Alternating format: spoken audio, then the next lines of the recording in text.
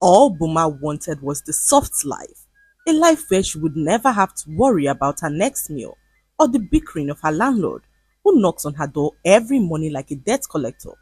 After owing rent for almost 3 years, Boma wore her shame on her sleeve as her landlord made her life a living hell. She dreamed of a world where she never had to worry about anything, a life where she could sip expensive wine and travel to any country of her choice with a bank account that had no limit. Boma was so tired of her struggles. She was tired of soaking Gary every morning, tired of patching her torn wigs and rocking second-hand clothes to events. Life was not going as she planned, so she became desperate to make it at all costs. One morning, while scrolling through Instagram, she came across an advert that caught her attention. It was an ad for a school that she never knew existed, a school that promised to transform her life in just 30 days. It was called the Slay School, and admission into the school was not by merit. The school picked who it wanted by sending out invitations to eligible baddies, and although Boma knew that she looked nothing like a baddie, she decided to apply.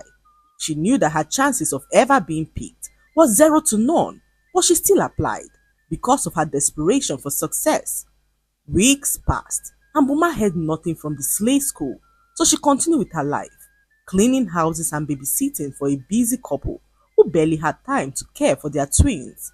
The pay was nothing compared to the work that she did on a daily, but Boma had no other option as she had bills to pay and a sick mother in the village to care for. Even her younger brother's fees had to be paid, and Boma relied on the proceeds from her job. She had no formal education to enable her pursue better jobs. After her father passed, her mother fell terribly ill, leaving all her responsibilities on Boma, who had no other option but to drop out of school to cater for the entire family. Boma moved to the city a few years ago, but things did not go as she planned.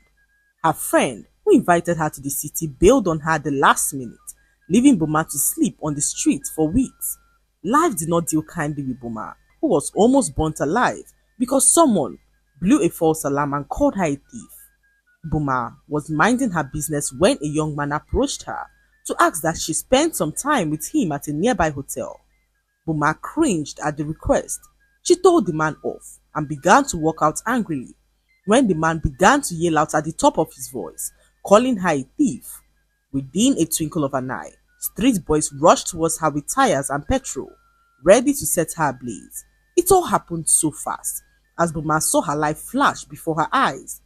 One moment, she was hungry, sitting under the bridge, thinking about her life, and the next, she was standing there, accused of being a thief, surrounded by angry mobs whose sole aim was to burn her alive for a crime that she did not commit. Boma tried to explain to the men that she was not a thief, but the men forced the tie around her neck as they poured petrol on her body, about to light a match. Suddenly, a police officer arrived at the scene and the entire crowd dispersed. He fired 2 warning shots in the air and everyone ran like the wind. The man who accused Boma of stealing ran faster than anyone in the crowd, and Boma fell to the ground in tears. She could not believe that her life almost ended because of an evil man. She thanked the officer who helped her up and asked what had happened. Boma stuttered as she narrated the whole story to him. The man asked where she lived, and Boma pointed at the corner by the bridge, and the officer could not believe his eyes. He took her home that night, and Boma could not believe that kind people still existed. The officer, whose name was Larry, gave her food and offered her a room in his house to sleep. Boma was so delighted. She ate her food like a starving animal and headed straight to bed. The next morning, Larry introduced her to a friend of his who had a house in town for rent. He paid for her first year rent, and Boma could not contain her joy. She knelt before him and thanked him for what he did to her. Larry even went further to introduce Boma to a friend of his who was desperately in search of a cleaner. That was how Boma started cleaning houses to make money for herself. As time went on, she met the couple who entrusted her with the job of caring for their twins. Boma was so hardworking. However, her pay was not commensurate with the amount of work that she was doing. She walked like an elephant, but ate like an ant because of all the family issues that she had to settle with money. Boma was so desperate to be rich. She applied to the Slay School, hoping that it worked somehow. even when she knew that she didn't fit the criteria of the type of girls who she believed that they were after. Girls with long lashes, nails, and even BBL that made necks to turn. She was just a simple poor girl who could not even afford a cornrow. Months passed, and Buma completely forgot about the application. She was changing the twins' nappy when suddenly a message popped on her phone. She picked up her phone and opened it without expecting much, but as soon as she read the first line, her knees buckled. Congratulations, Buma, you have been selected. The message read. Out of thousands of beautiful, bold, and bougie girls who had applied to the Slay School, only 20 were picked, and Buma was one of them. She read it again and again, tears flooding her eyes, as she could not believe that her dreams were finally becoming a reality. How? Why her? She didn't have long nails, she didn't have long lashes, or even a ring light, which was the basics for most baddies. Buma could not understand how she made it. However, she could not contain her excitement. She screamed with joy, holding her hand to her chest as she envisioned her future self. However, Buma had to pay 100,000 naira to accept the offer or risk losing her spot to another person. Desperate to secure her admission at the Slay School, Buma pleaded for a salary advance from her bosses. Her mother called in that instant to request for some money for her medications. Buma was torn between sending some money to her sick mother or enrolling at the Slay School. She paced her room, asking if what she was about doing was worth it. Then, the images of luxury crept up on her as she made up her mind in that moment to enroll in the Slay School. She arrived at the school the next morning and was confronted with the huge gates. The Slay School looked like one of those mansions from the movies, sleek and luxurious. Guards with dark shades checked her name on the list and opened the gate. Buma walked into a new world. Her eyes darted from left to right as she admired the aesthetics of the place. As she moved around, flabbergasted, a beautiful woman approached her with a smile. She called out her name and ushered her into an office. Buma was made to sign documents that she could not understand. Afterwards, she was escorted to meet the other girls. The Slay School was unlike anything she had ever seen. They were professional stylists, social media experts, image consultants, photographers, and even yoga teachers. Each day, Boma was trained on how to walk, sit, smile, and even how to attract rich sponsors and build a brand. Everything was provided: hair, makeup, clothes, and even a new Instagram page and a phone. She looked in the mirror one morning after her first transformation, her mouth open in shock. She didn't recognize herself. Her patched wig was gone, her skin was glowing, her waist was snatched. The girls were given fake lifestyles to post on Instagram: designer clothes, luxury cars, and rented apartments. Boma felt like she was finally living her dream. Her Instagram was suddenly full of likes and followers, and Boma could not believe her eyes. However, something felt off. The school was not free. They told the girls that their photos were being used to attract rich investors and that any day from now, they will be called for special assignments. Boma sat there stunned as so many thoughts ran through her mind. Was she really ready for this kind of life? She thought to herself as one of the other girls approached her to say hi. Her name was Udori, and she seemed to be a very nice girl. They began to discuss, and soon Boma realized that she now had a friend. All the other girls were so mean to her. They believed Boma was not up to their class and treated her as such. Udori made living in the school bearable, and they did everything together. Boma even realized that Udori lived not too far from her house, and this strengthened the bond that they shared. They were discussing one evening when Udori received an envelope for her very first assignment. The excitement on her face when she opened the envelope was priceless as Boma watched her dress up and walk into the brown room, the room that all the girls looked forward to entering. The next morning, Boma woke up from her sleep terrified. She had a dream that almost made her pee in her pants. Boma found herself buried alive. She screamed out for help, but no one came to save her. She woke up, drenched in sweat, as she found an envelope on her bed. It was her own invitation, and Boma could not help but panic. It read, "Boma, you have been specially chosen for an elite investor. Wear the dress provided and proceed to the brown room by 10 p.m. Do not be late." Boma rushed to Dori's bed, but noticed that Udori had not returned. She panicked and began to ask around, but no one had seen Udori or knew where she was. In fact, Udori had not returned from her outing, and Boma could not help but panic. Her dream replayed in her mind over and over again, sending a chill down her spine. Boma sat on her bed for a few hours, deliberating on what to do. When Udori returned from her outing excited, she approached Boma and brought out huge stacks of dollar bills to show to Boma, money that Boma had never seen in her entire life. Boma opened her eyes and mouth in shock. She could not believe the amount of money that Udori made in just one night. Although her dream still haunted her mind, she could not help but look forward to her outing. She showed Udori her card, and Udori excitedly informed her that she overheard a discussion earlier about the investor who Boma was going to meet. They say he's one of the richest in the entire country and that he's very good at giving gifts. Boma's ears stood on hearing this. She picked up her dress and began to get ready for the night. She stood before the mirror, dressed in a glittering gown that clung tightly to her body. Her face was beat to perfection, her eyes lined with glittering black strokes, and her lips painted a dangerous red. She didn't recognize herself, but she smiled because soon her struggles would be over. She approached the brown room and knocked as the door opened for her to walk in. Inside, she met Madame Sapphire, the owner of the slave school, who gave her a brief orientation on how to handle her client. Obey whatever he tells you to do, no questions asked, and you will smile to the bank in no time, she said to Boma, who nodded her head in agreement. Boma walked out through a different door and found herself in the parking lot of the school. A black Range Rover was already waiting for her as she walked into the car and sat like a queen. The car began to move, driving down winding streets to a part of town that she had never seen before. Boma began to feel uneasy as the road felt too quiet. There were no street lights, no houses, just thick forest stretching into the distance. After hours of driving, they arrived at a huge mansion on the outskirts of town. The huge gates opened as the car drove into the driveway.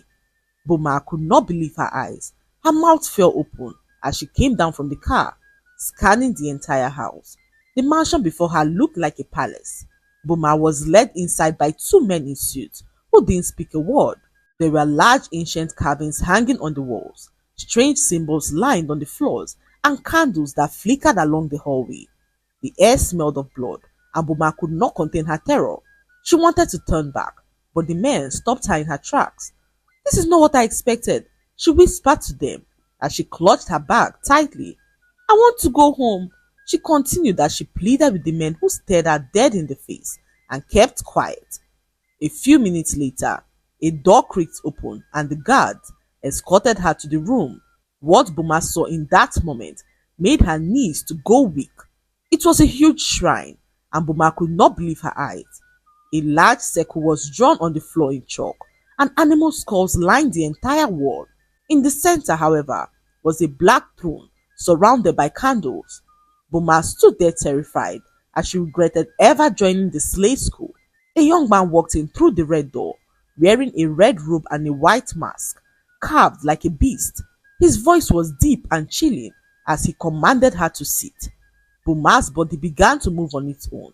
She sat, even though every bone in her body screamed for her to run. She had become a puppet, and her strings were being pulled by something that she could not see. Her arms moved, her legs walked, her mouth smiled, but inside she was screaming.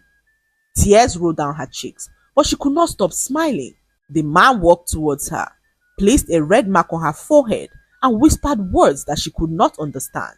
The room began to spin, and Boma's breathing became shallow. Her heart thumped like a drum, and the marksman raised up his hands and began to chant. Suddenly, a strange light enveloped the entire room, and Boma woke up hours later in a different room. No shrine, no candles, no guards, just her, lying on a soft bed with a stack of dollars placed by her side. Next to it was a note that read, "Thank you for being the willing sacrifice. Your contribution did not go unnoticed. From this day forward, you belong to us. Speak to no one, tell no one, and your reward will never cease. One step out of line, and the spirit will haunt you forever." Boma sat up shaking, her head banging. Her body felt heavy, like she had just returned from a war that she did not remember fighting. She touched her forehead. The red mark was gone, but she could still feel something beneath her skin, like her soul was no longer hers. She looked at the money. Her stomach turned. She didn't remember what had happened after the man raised his hands, but something inside of her had changed. She wanted to scream, but no sound came out. She waited till dawn, and when the guards returned to drive her back to the slave school, she sat quietly broken and in tears. She arrived at the school hours later and overheard a discussion that shocked her to her marrow. Madame Sapphire was having a discussion with another woman, and it was about her. But what was strange was that Madame Sapphire was addressing this woman as Madam. They spoke about Boma and the fact that the sacrifice was a success. She's such a foolish girl not to know that she was the sacrifice, the woman said to Madame Sapphire as they both laughed. How can a low life like her think that we would choose her above all the beautiful women that sent in their applications? She said further as they clinked their glass and celebrated their successful ritual. Boma stood there frozen as something felt oddly familiar. She peeped through the window and realized that her friend Udori was actually the main boss of the school. Her knees gave way on realizing this. Boma clutched the wall to steady herself, her heart pounding so loudly that she thought it would give her away. It couldn't be. Udori, her friend, the same girl who laughed and held her hands through her training. Boma thought that they were friends, not knowing that she was being manipulated. She stared in disbelief as Udori toasted her glass again and smiled wickedly, her voice cold and calculated. She was the perfect sacrifice, Udori said, revealing that Boma had 2 days before the spirits completely claim her, except she finds herself in a convent and makes a vow of poverty, dedicating her entire life to God. Only then will the spirit set her free. But who is going to tell her anyway? Udori said to Madame Sapphire, who called Boma a hungry pauper, revealing that their year of abundance was assured. Boma could not hold back her tears. She could not believe that she was the sacrifice all along. Tears flooded her eyes as she stumbled away from the window. Her chest heaved with quiet sobs as the weight of betrayal and fear sank deep into her bones. Boma did not wait to think. She didn't stop to pack. She didn't look back. In the dead of the night, barefoot and trembling, Boma made her way to the one person in the world who she still trusted, Officer Lanre. She knocked on his door with what little strength that she had left. As he opened the door, his eyes widened at the sight of her. Boma, he said, confused and concerned. What happened to you? She fell to her knees and began to weep. I was the sacrifice, she whispered. They used me. Udori, she's not my friend. She's the one behind everything. I don't know what they did to me, but I can feel it inside. The spirits, the darkness, I need to be free. Larry helped her up, took her inside and wrapped her in a blanket. Boma reached into her bag and pulled out the entire stack of blood-stained dollars that she had been given. I don't want it, she said. I don't need it, please. Take this. Use it to take care of my sick mother, as well as my brother.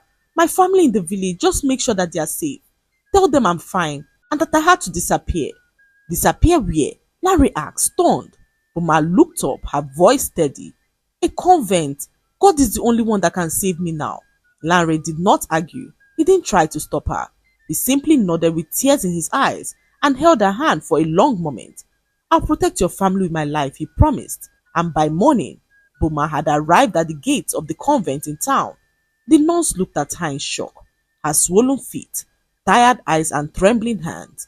She knelt before the Mother Superior and whispered the only words that mattered. I want to give everything to God. My body, my voice, my life.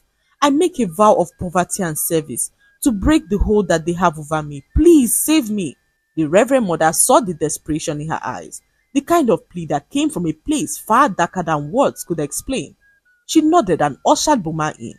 The next days were filled with silence, healing, cleansing and prayers. And on the 7th night, the mark faded completely. Her soul returned.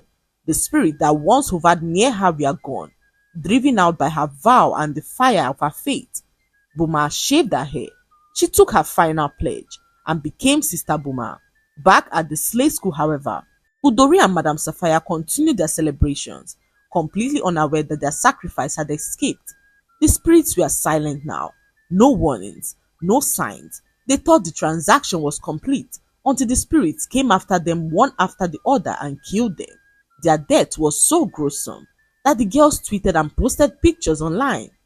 The police raided his school and all their rich sponsors were exposed.